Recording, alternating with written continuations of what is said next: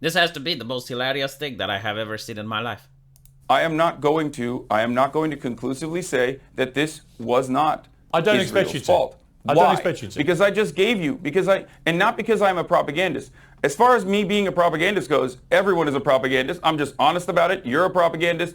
We So, the word propaganda, I believe, was initially coined by the Catholic Church, and the purpose of it was to spread the Catholic message in any way possible. So they would try to inject Catholicism into everything. It's basically like how to persuade people into Catholicism. But during the Cold War, the word propaganda got a new meaning. And that is like how you push an ideology or a political concept, whether it's true or not, the same way like a commercial. It's to propagate Catholic teachings. But that word has got a different connotation, especially during the Cold War. And I think like most people look at propaganda now the same way you look at a commercial or an advertisement. Like, for instance, if someone tries to sell you Coca-Cola, they will not talk about the harmful effects of Coca-Cola. They will not say that Coca-Cola isn't the best drink imaginable. No, they will actually say that you must drink Coca-Cola and you must drink it now. That is the purpose of an advertisement. And you have to apply the same logic to political ideas. That's what people understand by propaganda, is to propagate those ideas by any means necessary. So if you're a propagandist, what average people will understand in the common language is that you're going to present a political proposition and you're going to ignore context. You're even willing to lie or to misinform. You're going to try your best in order to convince others whether or not what you're saying is true, whether or not what you're saying is something you believe in. The same way like a actor that's hired to promote Coca-Cola. Like, they may not necessarily like the product, but they're paid to do the job. So when you use that loaded term and you say that, yes, I'm a propagandist, you're basically telling your followers that, yeah, I am willing to mislead. I am willing to ignore context. I am willing to do everything possible in order to push my idea. So it's no surprise when journalist Piers Morgan takes an offense to that. have our I'm curious biases. who you think I'm I a am at least propagandist honest for. about my biases. Who do you think I'm a propagandist for? Who do I think you're a propagandist? We have our I'm curious biases. who you think I'm I a am at least propagandist honest for. about my biases. Who do you think I'm a propagandist for? Who do I think you're a propagandist Yeah. for? Whichever. When someone does this, they're asked a question and they immediately repeat the question, especially when they make the accusation with such conviction and certainty. It looks really bad on you, Hassan. It looks very bad. Every media person is doing propaganda. I think like he's trying to answer the question of who controls the media, but that would get you canceled, Hassan. Like, remember, you're on the far left. I know it's very close to the other side of the horseshoe, and you can have Stalin and Hitler shaking hands. That's how close they are. But even you should understand that there are certain things that you're not allowed to talk about. Yeah, but who for? I've got to be doing it with somebody. You think it's a bad word? I don't. That's Right. The interesting thing is that Hassan could have gotten out of this situation very easily. If I was him, but again, I'm not a Twitch streamer, so I actually do know how to talk to people. The way you could say it, Hassan, is that I'm a Twitch streamer. I get paid by people to inform them, and I will inform them to the best of my abilities. However, you work for the media. You get paid by someone to inform people, Piers. So whoever pays you is the one that gets to decide what type of information gets promoted and what isn't. Now, this is true for most journalists and most streamers. Like for example, for me, you guys are de facto paying me. Like, I have a subscribe star, you guys donate to that. I have a live stream, you guys give super chats. And at the end of the day, I do the live stream of news. Like, I genuinely like watch the news, and I try my best to understand them and then tell you guys what I've understood. So that is how it works. And if I were to let you guys down, if I started to push misinformation or I start to push things that I can't defend, then the super chat stop coming in. Then people start unsubscribing. So I am directly, as a streamer, I am directly connected to you guys. Someone like Piers Morgan, as I mentioned before, is connected to the wage that he gets from his company. The only difference is that Hassan might have business corporate sponsorships. We don't know. Probably why he didn't want to go into this.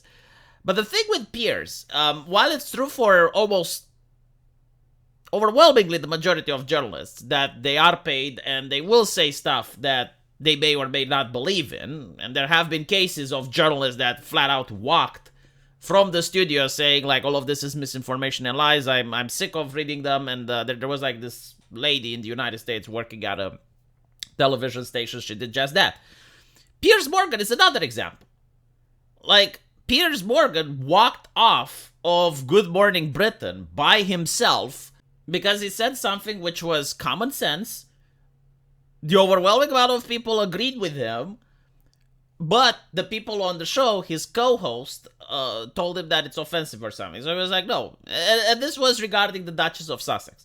Right. So basically, Piers Morgan showed that he has integrity. He renounced his position at a very popular show because he wasn't allowed to say what he thinks. Now, I don't know if this is like something that's a red line for Piers. Like if there are certain things that he would want to say, but his producers don't allow him.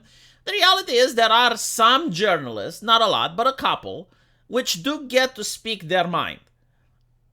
Hassan Piker seems to have met one of those.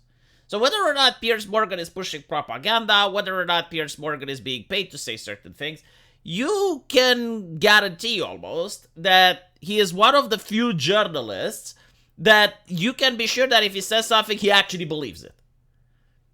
Right? So like if Piers Morgan would say that the sky is gray, even if he is paid to say that, he believes that the sky is gray. Otherwise, he walks off of the show. So, not a good choice for Hassan to go after Piers. Like, out of all the journalists you could have gone after, Piers is definitely not one of them. It's just the difference. This is a semantics I think it's actually quite a serious charge. Hassan, I think it's a serious charge to level, not as a podcaster, but as a journalist who's broadcasting around the world, who has a reputation, I believe, for being fair and impartial, actually, on these issues. It's quite a charge to just say... Yeah, the thing with Hassan, he's not used to debates.